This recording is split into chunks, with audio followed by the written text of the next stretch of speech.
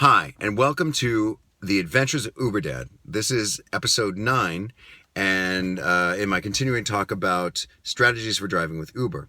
In this, I'm going to be talking about waiting and cancellations, and if we have enough time and it's not over long, I'll try and get into surge pricing. If not, I'll do that in the next video.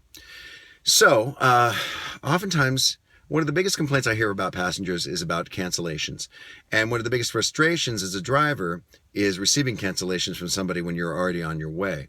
One thing to know is that Uber is a service about efficiency. One way where it trumps taxis is that people can walk outside, tap on their phone, and if you're in the vicinity, pick you, and within 30 seconds, they can be sitting in a car driving them somewhere. However, the way that it works many times is that I'll go ahead and accept a ride. I'll follow the navigation instructions to get to that rider, and then sometimes I'll be sitting and waiting outside for a minute or two. Sometimes this is just due to confusion about the destination, and we covered that in early episodes about how and when to go ahead and message your rider to say, am I at the right location?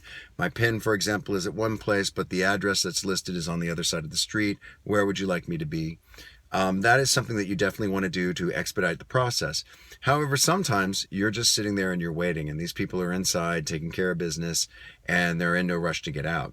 Generally, I believe that after 2 minutes, if there's a cancellation on the driver's side, the rider is charged for that cancellation.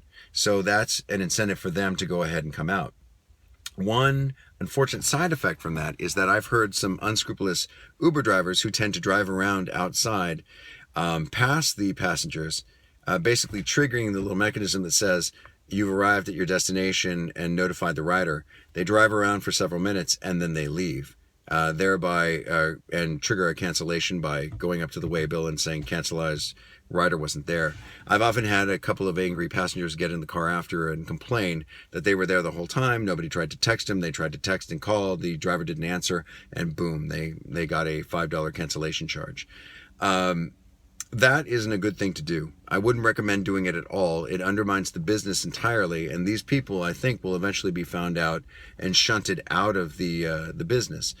In any kind of incentive-based application like Uber, the problem is that there's always going to be people who figure out a way to game the system. I find that you're going to do much better if you just simply drive and pick people up, wait an honest amount of time, wait a couple of minutes. If they're not there, text them.